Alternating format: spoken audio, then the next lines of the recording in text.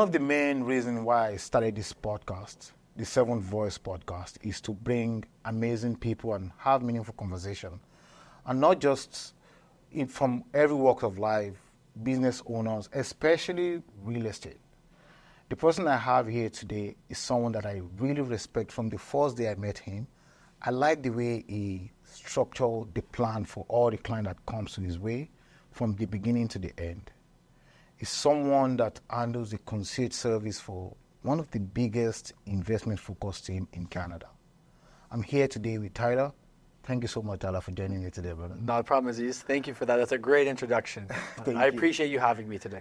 To be honest, you've been at the back of my mind since I started podcast. But I said, when the right time, I will bring you here and have conversation. And the reason why I said that is, the first time I met you, the way you have conversation with client, it's really different from what I know.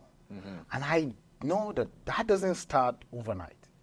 You're not like you just don't get that good overnight. Yeah. There's something behind it. There's some work that have gone, probably years of work or, some mentorship or help from, industry leaders. And as I said, the reason why I said that is I've heard people, have conversation with clients, help them from the beginning to the end.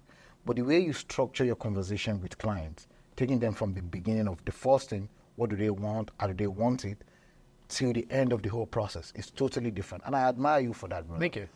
I want you to take us back to the beginning. Sure. How it all started. I know you do. You don't just jump into real estate at that good with client management. Yeah, so I didn't just jump into real estate, but it did find me in a way that I wasn't expecting. And what do you mean by not expecting? So I've been in the industry now for about a decade, but 10 years ago, I was working at a restaurant right downstairs from where we are right now, which is at the Shops at Don Mills.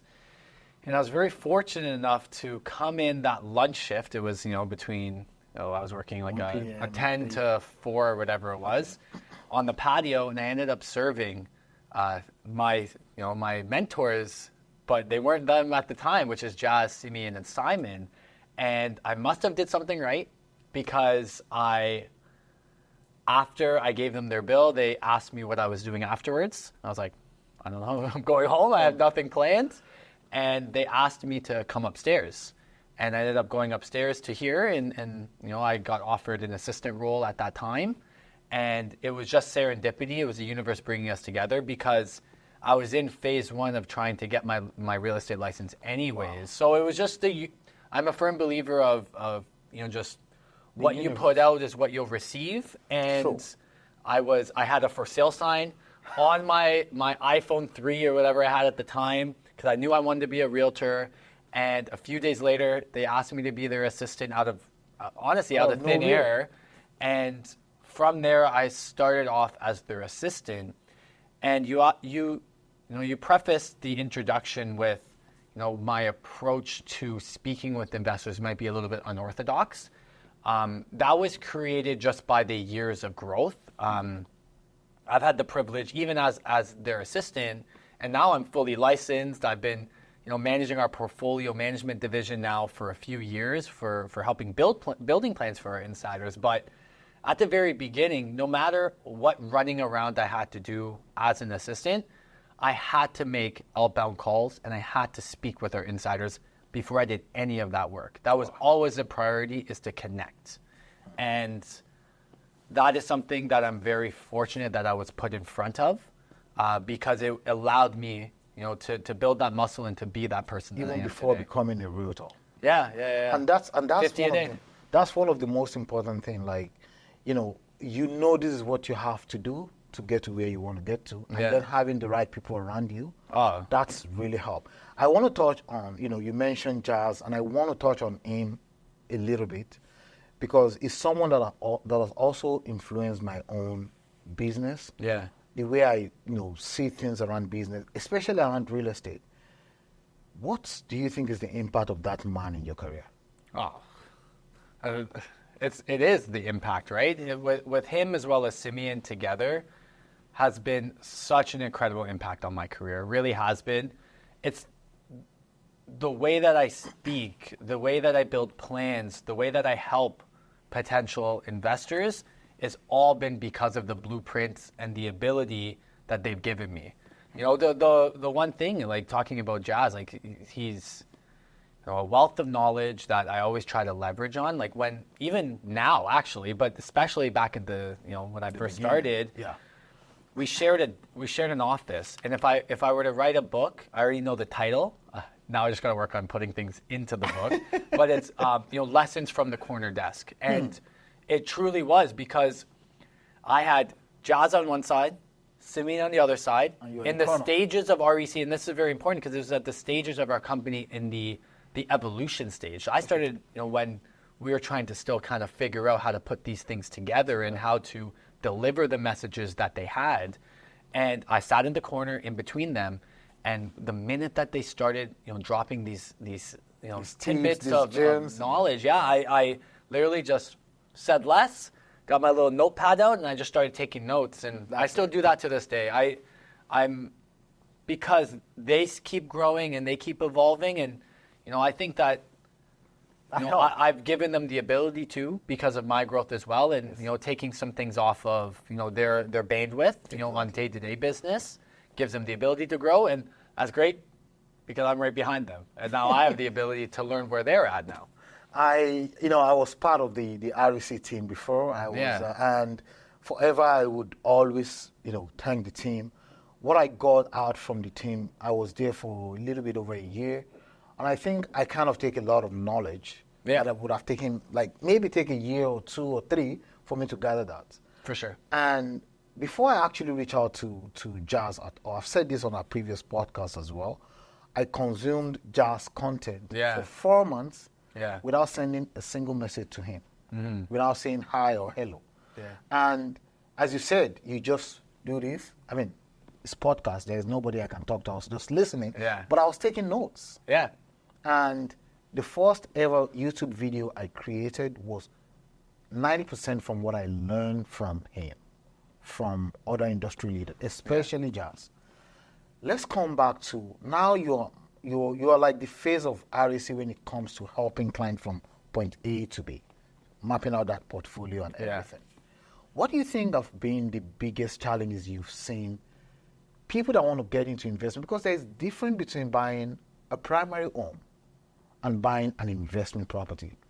What do you think is the disconnect for people that maybe they own a home already, or people that they don't want to own their primary home first, they want to buy investment property first?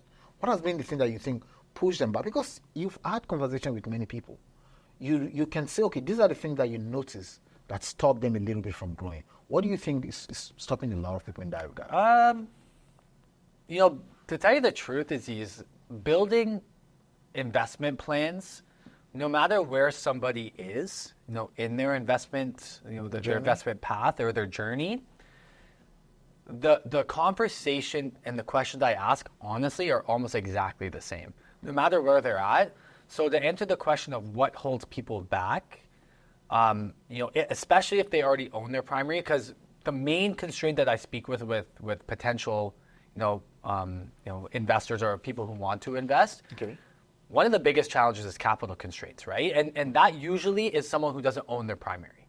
Okay. So that's the first property is always the hardest. Okay. But now that they have the ability to create this snowball effect from happening through paying down your mortgage, as well as through the market growing, we call that passive appreciation. Yes. The part at that point, I would say that people sometimes are hesitant to invest are one is fear. One has to be fear. Them not wanting to be over leveraged, which I totally agree on. But there's a point, right? Do you think the fear is mostly from what you see on what the news out there pushing out there, or the real fear of they don't know what to do? Well, so that's the second point. So I think fear is first, and fear could be caused in a few ways. Fear could be caused through just general, news and seeing other people's failures. Okay. Fear could also be that you don't want your neighbor or your mom or your wife or your sister or your brother to say something or to look down on you because you made a bad investment choice. That's a fear. That's more of a fear of peers and fear of what people think. But also, the second point of that is not knowing, right? The lack of knowledge. Knowledge of information. That's what I want to. When it comes to because correct me if I'm wrong, but you and your previous employment you were programming, right?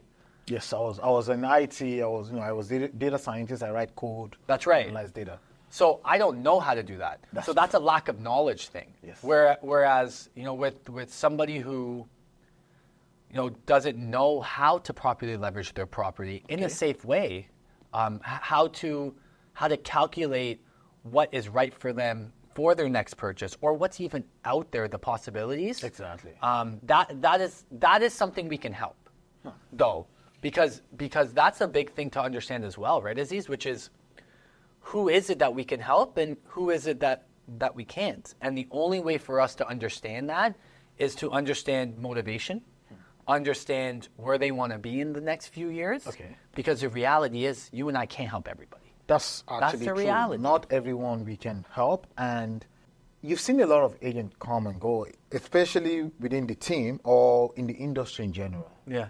Like agents will become an agent, and within 6 months or 1 year, they quit. Yes. I mean, there is something in the news now. I believe that number, that about 45,000 agents, get out of the industry in the GTA or Ontario. Yeah, I think that's a TREB number, and they're calling a grand exodus. Yeah, of I realtors. do not think it's up to 45,000 people that exit the industry. They just park their license. Or they parked it, they're coming back.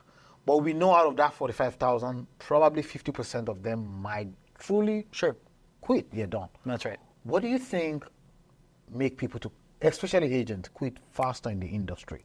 Do you think the expectation was different, or the market actually teach them to know that to be a real estate agent is not the easiest thing you can imagine? Wow, that's so I think it compounds, right? So the first reason why I think, the majority of realtors, the ones that do, end up leaving after call it 6 months to a year, those are ones that had unrealistic business expectations. Personally, they haven't set up their business properly. They don't even take real estate as a business. That's right. No, they just want to help their friends. They just think showing property, making some money is the job of a real estate agent. They believe that it's a get-rich-quick scheme because, they've had their uncle or their friend do a few deals when the market was hot. So they thought that was, a reality. Yes. That why am I not doing this? The second reason is that people don't treat real estate as a full-time job. They're having a 9-to-5, or they're doing, this contractor type of work while trading real estate on the side. And the reality is for you to have and build trust with somebody that will trust you with at least call it a 5 to 10 year purchase, you have to be able to build that type of brand and build that type of value to them. And you'll never be able to provide value on a part-time basis. You can't provide value in just 6 months. That too, but that for sure. That's an unrealistic expectation of a natural kind of like turnaround time for somebody. People think just because let's say you're a potential investor with me, that because I had one conversation with you, you're going to go out and buy right now. Yes, that's what people actually think. They don't understand. Like, but I have conversation with him. Then you didn't provide, and it comes down to the way I said I respect the way you handle the client. Yeah. Probably they don't ask the right questions. For sure, they don't set up the plan. And a lot of all our clients that we have, as human, you can feel when someone is not really genuinely asking you what you think you want to hear. And that's why some of them, when they end up trusting you, they regret it sometimes because you didn't ask them the right question. They get kind of half information, and they think they make a bad decision. Yeah. You take all the process training issue from the beginning, asking them question, what do they need, knowing what they have right now, and see what would be the best. Is it pre-construction? Is it going down to Niagara to buy already built home now? Now that I mentioned pre-construction, I know the team, REC.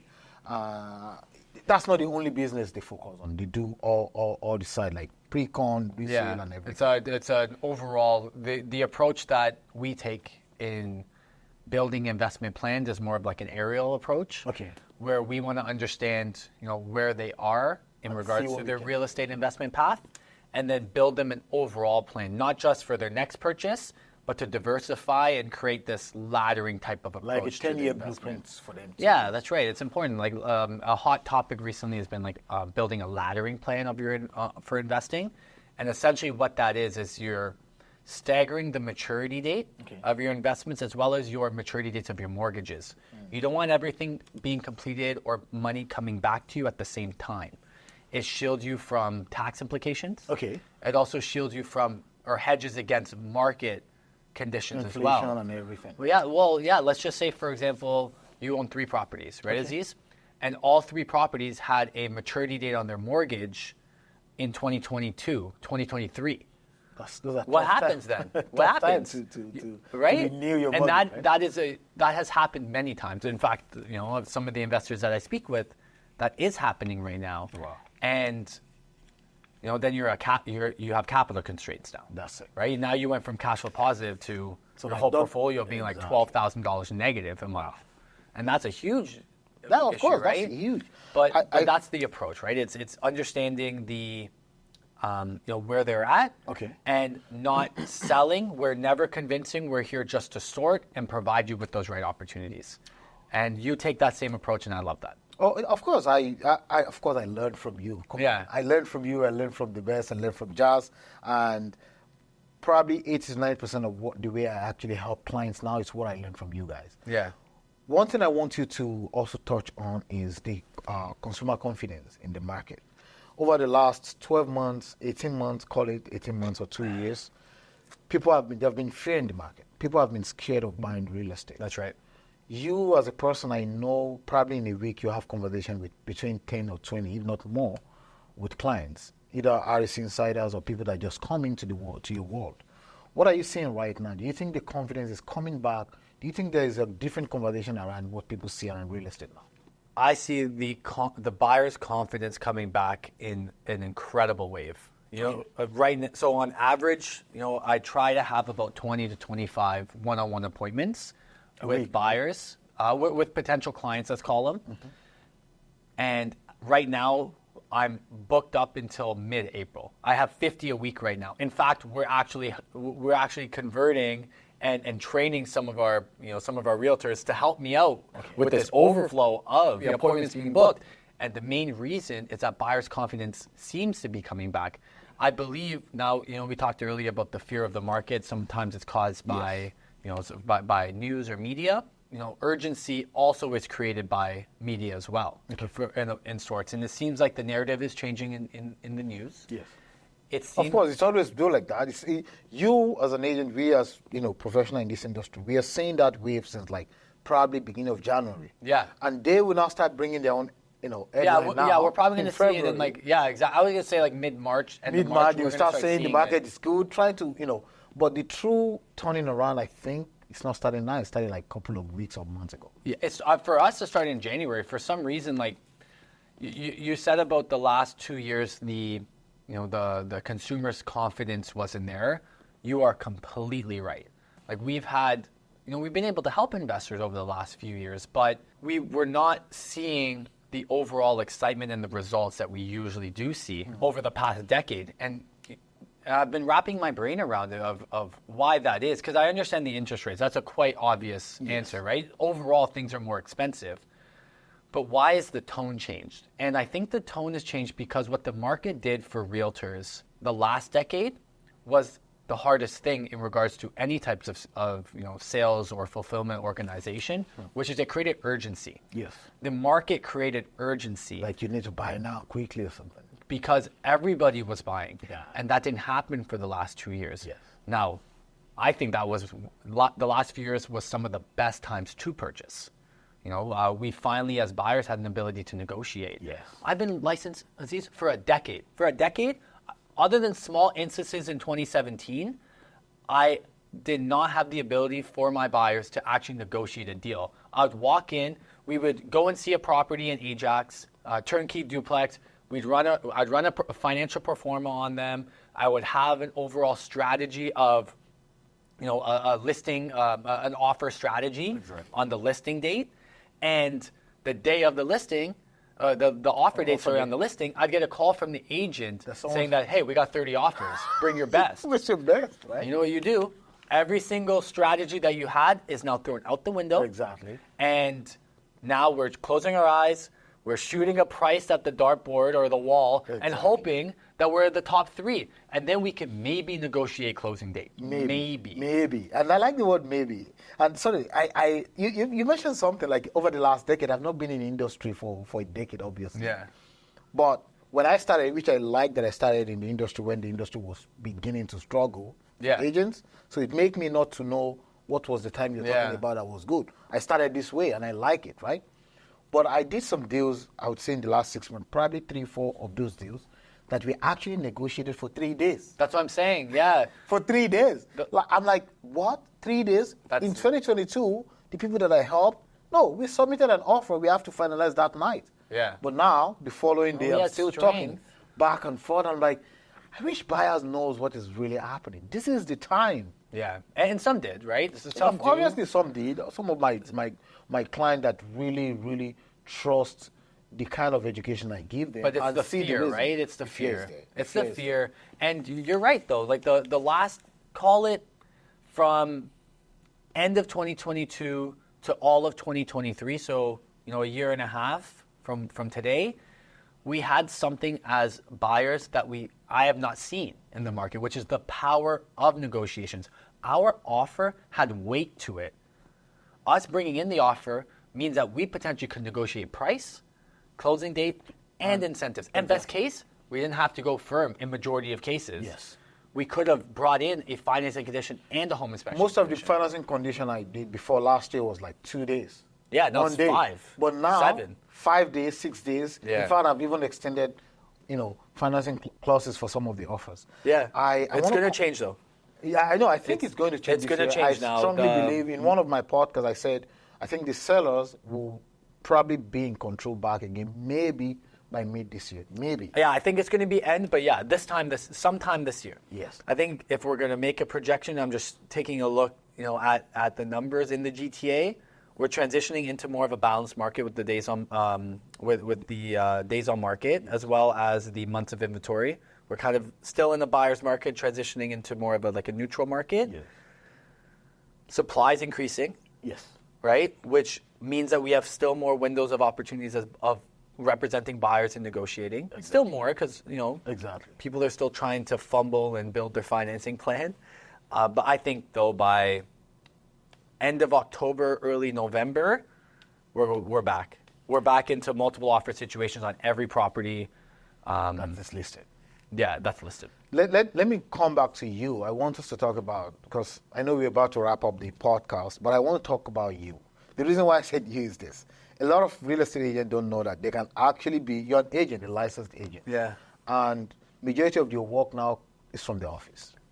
I listened to some of your conversation, probably in one of, was it a podcast or some of your content, and you talk about why you actually prefer to do that. Yeah. A lot of agents, they say they don't like to show properties. I personally enjoy actually driving around to show properties. Yes.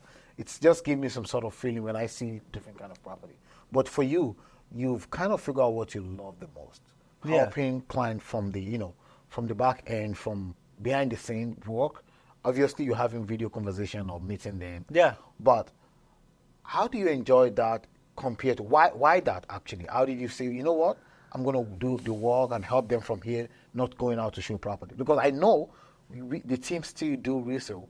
Correct. And you are still the person that will walk the client through the whole journey. How was it for you to even move that way? So I'll preface that in the reason why I made the decision of transitioning out of being just like a full-time realtor to now being in the office full-time. Like I still work, my book of business, but the majority of time I'll build the plan and then, I'll have one of our boots to the ground experts actually fulfill it, so right? It's still a teamwork. Just have the team and leverage expertise and enjoyments out of those processes. But there was a time a few years ago where I remember I got a call from one of our insiders.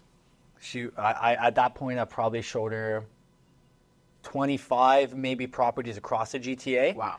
And maybe more, probably even more, because we were at the time when we were hitting multiples at every time. Yeah. In every offer. But she called me and said, Tyler, there's a property in Brampton I really like.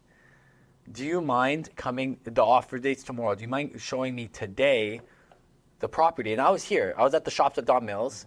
It was 3:30 when she called me. Offers were tomorrow. I was like, okay, well, let's go now. Right. So I hopped in the car at 4. It took me 3 hours to drive to Brampton for a 30-second showing that she didn't like the property. Wow. And then I drove 3 hours back. So 6 hours for a 30. And the time you left was like 5 traffic. minutes. Yeah, that's wide, right? For a 5-minute showing. And while I was driving home, I just realized, where my skill set lied. And my skill set lied, I believe, other than the customer service aspect, I really personally did want to grow and try to really put plans and deals together for people and truly build wealth for people. And that's where my passion did kind of naturally grow. I'm very fortunate, though, that Jazz and Simeon gave me a lane and gave me the ability to create my own divisions and, having the trust and the foresight to allow me to grow that way. Yeah. Which I'm very fortunate on. Thank you, guys. And to be honest, that's part. And as I said, since I met you, I just know the way you. If you notice, whenever I come to the office at that time when I was still with the team, I always want to be around you just to hear the way you talk. Yeah. I know the way you. I just haven't seen people having that kind of conversation. I've recorded you, the way you talk sometimes. Like I want to hear it later.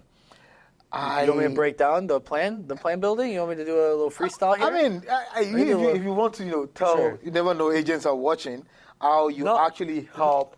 No, this is more for the average, potential investor who's considering. Yeah, so, how you help plan. Yeah, well, I think it's important to understand how we build plans because that's going to be the way that someone might actually put things into motion and try to see what's right for them. And I'm talking about potential investors.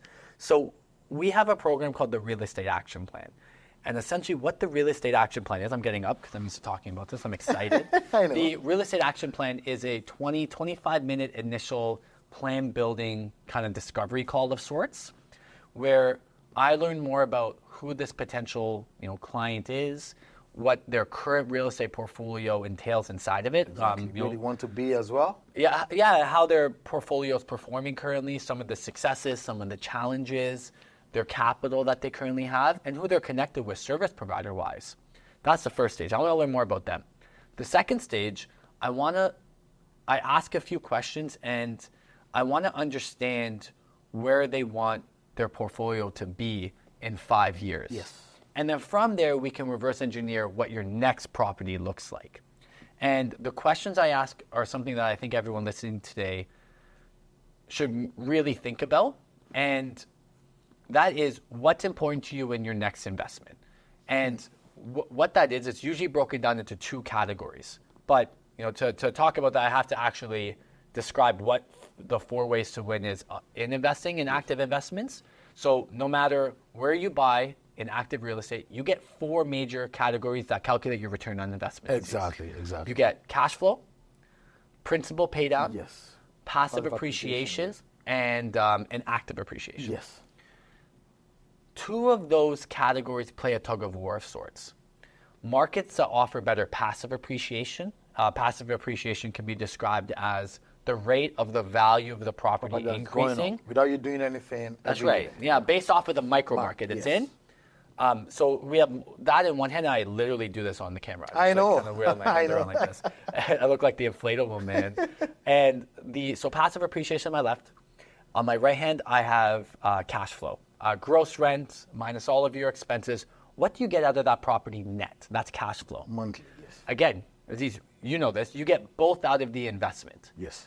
But they play a tug of war of sorts. And what I mean is that markets that offer better passive appreciation or value growth, those are markets that offer little to no cash flow. You might get 0 or negative cash flow on those. That's right. I'm talking about the Toronto of the world. Yeah, the prime markets across, at least the markets that I see, like North America, prime markets are always more of a passive appreciation play. And then markets that offer better cash flow are markets that offer little to no passive appreciation or very slow growth in value. We're seeing like tertiary markets that grow like 2-3%. 2-3%, exactly. Compared to what we see around the core Toronto, 5 to sometimes 7%. Yeah. And I don't think the decade that we're going to see will be the decade that we just saw.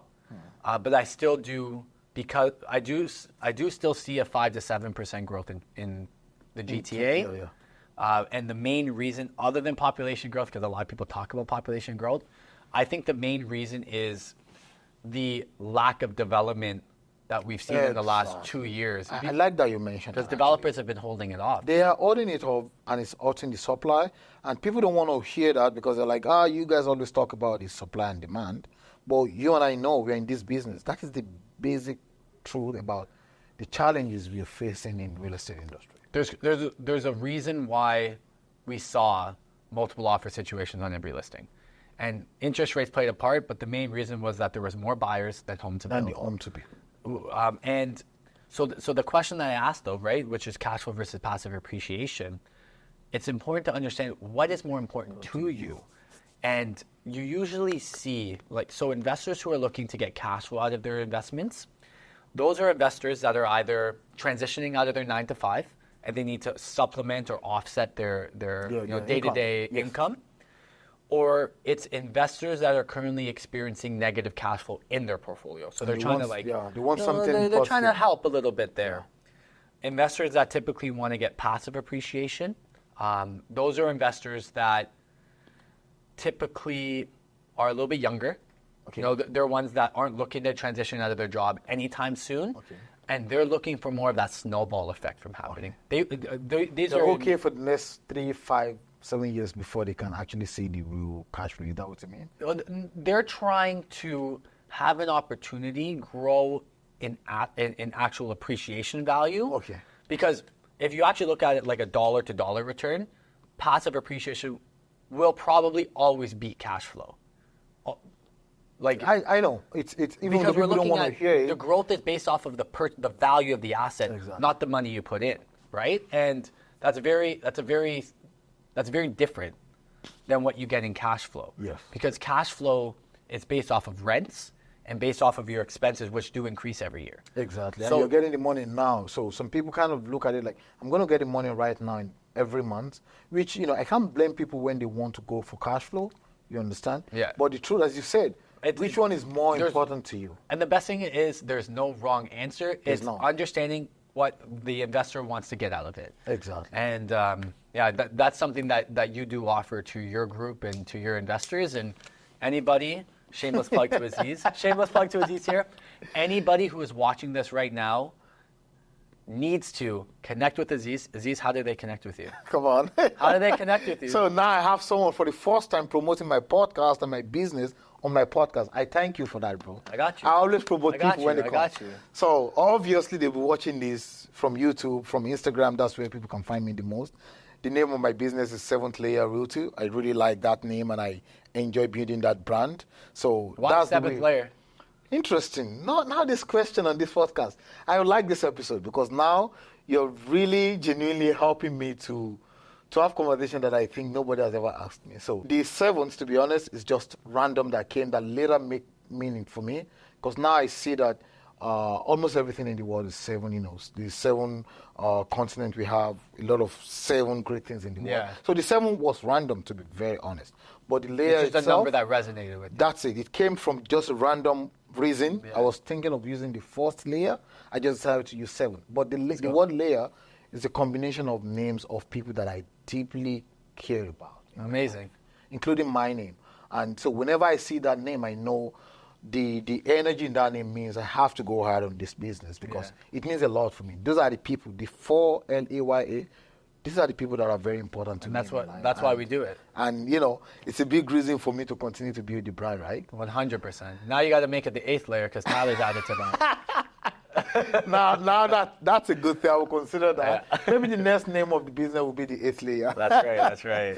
So, brother, I to be honest, I'm enjoying our conversation. I want to come a little bit personal now, and correct me if you don't want me to go deeper on that.